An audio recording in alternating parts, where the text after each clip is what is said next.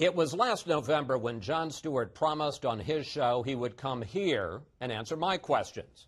After months of evasion, disconnected phone numbers, and press agents saying, "Who are you again?" it appears he finally ran out of excuses. And so, Jon Stewart, welcome to Fox News Sunday. Thank you so much, Chris. I really appreciate it. I just want to say, as a viewer, I can't tell you how disappointed I am that you would sully a program of this integrity, of this quality, with a presence such as Jon Stewart. It really, sort of a Groucho Marx saying you don't want to be a member of a club that believe would have me, you will be reading on air my angry email about the fact that you had me on. How does it feel to be in the belly of the beast? Is this the belly? Yeah. Oh, I didn't realize you were in the belly. I thought there was a slightly different appendage that was down here, but this is nice. This is, I told you as I first came in, beautifully climate controlled, an ease of parking for a New Yorker. This is, have you gotten validated yet? I got my parking, let me see if I still have it. I got my parking validated. I will ask you this, and I don't know if this is a metaphor for Washington bureaucracy, but if somebody here could explain to me why New York Avenue becomes Massachusetts Avenue for no apparent reason without making a turn, I would really appreciate that. We're not allowed to tell you With that. a Now, K look, Street have you checked out the mugs? Yeah, they're very nice. Do you see what it says on the inside of the mugs? Can I read it out loud? It's somewhat anti-Semitic. Do you want me to read it? Fair and balanced. Yes. Yeah. I like the fact How about we toast and we both take a big drink out of our mugs? I'd be, you know, it's interesting that the mug itself No, is... drink, no talking, just drink it. Drink the water. Why do you want me to drink it? Just, please. It's just interesting that you want me to drink it. Why don't you have a taste of this first? I'm drinking it myself. Yeah, but we could have different waters. Well, come on. I've seen this you in the spy wouldn't be scared movies. of this. All right. Now a sip. There you go. Well, and while you're drinking, you love to take shots. Do I have typhoid now? What did you do to me? No. All right. You might want a little more, but you love to take shots at Fox News. Yes, I do. Over the years, you have called us, and we're going to put this on the screen because this is heavy stuff. A biased organization relentlessly promoting an ideological agenda under the rubric of being a news organization. Rubric. And, yeah, I actually think it was slightly the wrong use of the word rubric. Was it really? A relentless, agenda-driven, 24-hour news opinion propaganda delivery system. Yeah. Where do you come up with this stuff? It's actually quite easy when you feel it. You got to feel it in your soul, you know. You got to really just lay it out there, as it were there. So are you suggesting you're impressed with how well I describe things, or I'm not sure what you like the explicit and specific nature of it? Well, here's the deal. Are you willing to say the same thing about the mainstream media, about ABC, CBS, NBC, Washington Post, New York Times? Would you say the same thing about them, that they are, in your words, a propaganda delivery system relentlessly pushing a liberal agenda? No, I wouldn't say that. Why not? Because I don't think they are. I think you are. Fox News is much more reactive in the sense that even somewhat like my show, you know, the idea, I guess I would say this. MSNBC is attempting that. I think they're attempting. They've looked at your business model, and they've seen the success of it, and I think they're attempting to be a more activist organization. You don't think the New York Times is a liberal organization? Now, pushing a liberal agenda? The New York Times, no. I think that they are to a certain extent. Do I think they're relentlessly activist? No. In a purely liberal partisan way? No, I don't. Well, I think Fox is a very special... the shutters to go from your eyes, because I am going to prove it to you in the next few minutes. Oh, well, okay. Then I'm excited about that. Well, here we go. Can I tell you this? I love to learn. But do you really, so you believe that Fox News is exactly the ideological equivalent of NBC News? I think we're the counterweight. You believe that? I think that they have a liberal agenda, and I think we tell the other side of the story. But since this is my show, I'm asking the question. You're absolutely right. I apologize. Sarah Palin. But I won't get my parking unvalidated. No. You're going to get out of here for free. I still get to park here for free. Absolutely. Such a deal. All right. You're a good man. You made fun of the fact that the New York Times and the Washington Post, when this document dump of 24,000 emails of Sarah Palin was released, and they got so excited about it, they asked their readers, can help us go through these 24,000 documents. How do you explain the fact that they would do that? They would ask their readers to help them go through the Palin emails, inconsequential as they turned out to be, but they never said, help us go through the 2,000 pages of the Obama health care bill. Because I think their bias is towards sensationalism and laziness. I wouldn't say it's towards a liberal agenda. And I think you don't think maybe they went a little easier on the Obama health care bill? Oh, I think they went easier on the Obama health care bill in the same way they went easier on the Levin-Coburn financial disaster study. I think that the emails, A, they're in Twitter type, so it's a lot easier to go through. B, it's light fluff, so it's absolutely within the wheelhouse. I mean, if your suggestion is that they are relentlessly partisan, then why haven't they gone and backed away from Weiner? Now they've jumped into the Weiner pool with such delight and such relish, because the bias Some of the things are indefensible. The bias of the mainstream media. Oh, I'm not saying it's defensible, but the bias of the mainstream media is towards sensationalism, conflict, and laziness. Well, okay. So if your suggestion is it's purely about it, you've proved very little by suggesting that the Sarah Palin emails were just getting embraced. No, I appreciate that. You take your own shot. Recently at Sarah Palin, you compared her video of her One Nation bus tour to a certain commercial. Let's take a look. Valtrex. As the tour rolls on, stopping at historic places like Gettysburg, and then to Philadelphia to see the Liberty Bell. You know what's cool, man? The way they had reporters finishing each other's sentences. Where have I seen that technique before? I have genital herpes, and I try to be careful. Very careful. Very careful. Sarah Palin and her herpes drug? Really? Yeah, as a technique for the commercial?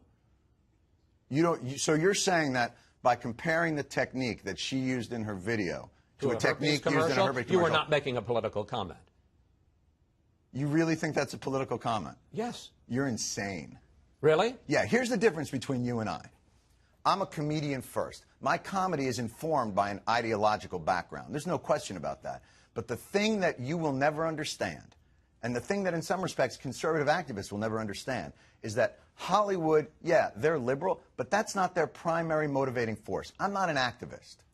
I'm a comedian. All right. And my comedy is informed by ideology. There's no question about that. But I'm not an ideologue. I want to thank you for saying that, because Baltimore Sun TV critic David Zurawik, put it up on the screen, says that is your dodge. Stewart is never held accountable in his media criticism, is he? When he is wrong, he goes into the tap dance of saying he's only a comedian and shouldn't be taken seriously. Let's talk about that. When did I say to you, I'm only a comedian? I said I'm a comedian first. That's not only. Being a comedian is harder than what you do. What I do is much harder. I put material through a process, a comedic process. I don't just sit and narrate. But you are a political commentator. The comedy has a political... Some of it. Well, but it is comedy first. But let me Can I give you another example? No, because I want to deal with this. Let's deal with it. Let's talk about it. I'm going to do that. I want to find out why you say Here's your take on GOP presidential candidate Herman Cain. Beautiful. Where is it? Well, that's why I'm going to only allow small bills. 3 pages. You don't have time to read that one over the dinner table. If I am president, treaties will have to fit on the back of a cereal box. From now on, the State of the Union address will be delivered in the form of a fortune cookie. I am Herman Cain, and I do not like to read. You planning a remake of Amos and Andy? Why don't you do you want to show me doing all the voices for all the other people that we do? Do you want to see my New York voice? My Chinese guy voice? Are you suggesting that you and I are the same? Are you suggesting that... What am I at my highest aspiration, and what are you at your highest aspiration? I think... Tell me. Honestly, I think you want to be a political player. You are wrong. You're dead wrong. I appreciate what you're saying. Do I want my voice heard? Do I want my voice heard? Absolutely. That's why I got into comedy. I mean, that's why you're I do not what Jerry I do. Seinfeld. No. I do comedy. What am I at my highest aspiration? Who am I? I think... Am I Edward R. Murrow or am I Mark Twain? At my highest aspiration. Oh, of those two, Mark Twain. Right. But so has Mark that existed? Twain had a lot of political impact. But was that his main thrust? Am I an activist in your mind, an ideological partisan activist? Yeah. Okay, then I disagree with you. Okay. I absolutely disagree with you that that's the case. I think you're and pushing... I don't think... And I think you take shots at although I think it's mostly to maintain credibility and you're not as comfortable with it, Let you me put take it this shots way. at Obama and at the liberals. What I you imagine like is to going make through your fun mind. of conservatives. You can't understand, because of the world you live in, that there is not a designed ideological agenda on my part to affect partisan change, because that's the soup you swim in. And I appreciate that, and I understand it. It reminds me of, in ideological regimes, they can't understand that there is free media other places because they receive marching orders. And if you want me to go through Bill Salmon's emails and... how do you explain me? Oh, I think you do a nice job, and I've told you that on the show. I think you're one of the most interesting Do you think things. I get marching orders? I think that you are here, in some respects, to bring a credibility and an integrity to an organization that might not otherwise have it without your presence. So you are here as a counterweight to Hannity, let's say, or you are here as a counterweight to Glenn Beck, because otherwise it's just pure talk radio and it doesn't establish the type of political play that it wants to be. But I understand that. Wait. But for you to suggest, I want to stay on this because this is important. No. But you to sound suggest like I'm Newt dodging. Gingrich during the CNN debate. Am I dodging you? Am I dodging you by saying I'm just a comedian? Here is the question. Here is the question. And I think there are plenty of examples. Let me just give you another example of this isn't you. This is the mainstream media. Okay. Because we look for examples of liberal bias, of no partisan agenda. I'm not suggesting there's no liberal bias in the media, but you're suggesting that there is an equivalence of Fox News and ABC. And I think that's absolutely silly. Here's Diane Sawyer. Diane Sawyer leading her program last year announcing the new immigration law. Take a look. If a stranger walking down the street or riding the bus does not seem to be a U.S. citizen, is it all right for the police to stop and question him? Well, today the governor of Arizona signed a law that requires police to do just that. But that isn't what the law requires them to do. In fact, the law says the only way that you can stop somebody is as part of a lawful enforcement stop. You can't just say, hey, you're walking down the street exactly as she suggested. It has to be because there's a broken taillight or they're loitering or they're doing something else. Don't you think she should have mentioned that? Sure. Yeah, no, I think you're right. I think we should have more full context and more of the types of things that you're talking about. But I don't understand how that's purely a liberal or conservative bias. That's, like I said, sensationalist and somewhat lazy. But I don't understand how that's partisan. And I don't think you don't think it's partisan to bash the Arizona law and to mischaracterize what it did. First of all, if that's a bash, then that is the mildest form of bash. It's a form of subtle misinformation. Let me tell you exactly. Can I give you another example? No. Let me just jump in real quick. No. When did this dumping our show? You can give me another example when I give you my feeling about the context of what that is. Yesterday, there was the Wiener press conference. Every single one of the 24-hour news networks. 24-hour news networks are built for one thing, and that's 9/11. And the type of, gigantic news event that the type of apparatus that exists in this building and exists at the other 24 news hours is perfectly suited to cover. In the absence of that, they're not just going to say there's not that much that's urgent or important or conflicted happening today. So we are going to gin up. We are going to bring forth more conflict and more sensationalism because we want you to continue watching us 24 hours a day, 7 days a week, even when the news doesn't necessarily warrant that type of behavior. So here's my example of what news bias is in my mind. 3 networks, Fox, CNN, MSNBC, are going live to the Nancy Pelosi news conference because they are sure, coming on the heels of Anthony Weiner resigning, that she is going to make some sort of incredible statement about, I'm disappointed in Anthony Weiner about it. So they're all locked on it. And the whole time there's hand-wringing. Oh, I can't believe we got to go and do this. The American people don't care about this. They care about jobs. They care about the economy. That's what the American people care about. We're about to go live to Speaker Pelosi. She's about to do that. She steps up to the podium and says what? I'm not going to comment about Anthony Weiner. I'm going to talk about jobs, and I'm going to talk about the economy. And what did everybody do? Left. So what's your proof again about the partisan agenda and what I do? That's the embarrassment. The embarrassment is that I'm given credibility in this world because of the disappointment that the public has in what the news media does. I don't think not because I have an ideological I don't think agenda. our viewers are the least bit disappointed with us. I think our viewers think finally they're getting somebody who tells the other side of the story. And in the polls, One more who is the example. most consistently misinformed media viewers? The most consistently misinformed? Fox. Fox viewers. Consistently. Every poll. Can we talk about your network? Yes. Can we talk about Comedy Central? Because be delighted to. Case in point. All right. How did you physically have sex with Tommy Lee? He has a huge.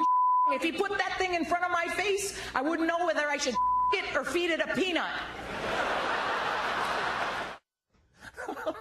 It's not exactly Masterpiece Theater you're working for. You're damn right. And I think I am perfectly placed. I think that is where I belong. You're the counterbalance to that. No. Do you know that I had to go through to prepare for this? I had to go through episodes of South Park. I had to see Cartman's Mom is a Slut, parts 1 and 2. Can I tell you something I had to about look South Park, at Reno 911. Can I tell you something about those guys?